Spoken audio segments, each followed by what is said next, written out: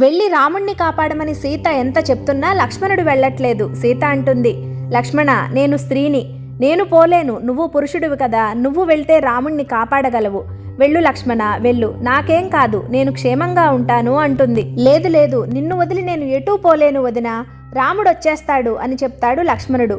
సీత ఇంత భయపడుతున్నా బాధపడుతున్నా అంత నిబ్బరంగా కనిపిస్తూ సమాధానం చెప్తున్న లక్ష్మణుణ్ణి చూసి సీత అంటుంది, లక్ష్మణ, నువ్వు వెళ్లాల్సిందే, వెళ్ళి రాముణ్ణి కాపాడాల్సిందే. నేను ఇంత చెప్తున్నా నువ్వు వెళ్ళట్లేదంటే నాకు ఇప్పుడు అర్థమవుతుంది. నా వివాహమైన 13 సంవత్సరాలకు నాకు ఇప్పుడు తెలుస్తుంది నువ్వెందుకు ఆ రోజు అయోధ్య నుంచి మా కూడా వచ్చావో. ఇప్పుడు నాకు అర్థమవుతుంది. నువ్వేదో మనసులో పెట్టుకుని వచ్చావు. దుర్మార్గుడా, రాముడికి ఎలాంటి నీచులు తమ్ముళ్ళయ్యారా? ఒకడు రాజ్యం కోసం చూశాడు, ఒకడు ఆయన ధర్మపత్ని కోసం చూస్తున్నాడు. నీచుడా, నువ్వెందుకు రాముణ్ణి కాపాడడానికి పోనంటున్నావో నాకు ఇప్పుడు అర్థమవుతుంది అంటుంది సీత. గుండె నీరైపోతుంది లక్ష్మణుడికి లక్ష్మణున్న అలాంటి మాటలనేది. లక్ష్మణుడు అంటున్నాడు, ఉత్తరం నోత్సహే వక్తుం న ఉత్సహే దైవతం భవతి మమ, వక్తుం న ఉత్సహే మమ దైవతం భవతి. ఉత్తరం అంటే బదులు పలకడం. నువ్వన్న ఈ మాటలకు నేను సమాధానం ఇవ్వడానికి న ఉత్సహే, నాకు ఎలాంటి ఉత్సాహం లేదు. ఎందుకంటే దైవతం భవతి మమ, నువ్వు నాకు దేవతవమ్మ, నా తల్లి కన్నా ఎక్కువ.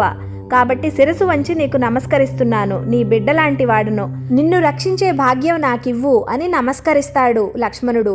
మళ్ళీ అంటుంది, దుష్టుడా, నిజం చెప్పు, నువ్వు ఆ భరతుడు కలిసి చేసిన పన్నాగం కదా ఇదంతా? నేను రాజ్యం తీసుకొని ముందు పోతాను, నువ్వు తర్వాత వాళ్ళ కూడా ఉండి వాళ్ళు నమ్మేలాగా నమ్మకంగా ఉండు, రాముడు మరణించేలా చెయ్యి, ఆ తర్వాత సీతను నువ్వు అనుభవిద్దువు గాని అని అనుకున్నారు కదా మీరిద్దరూ అంటుంది సీత.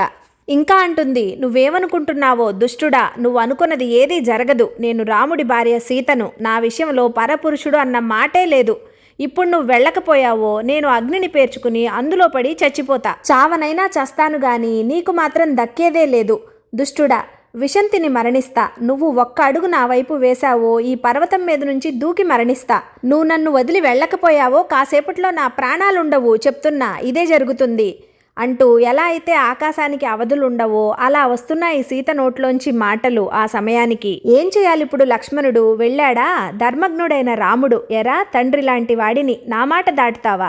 ఏం జరిగినా సరే వదిన్ని వదిలిపెట్టి రావద్దని నేను చెప్పాను కదా, ఎందుకు వచ్చావు అని అడుగుతాడు.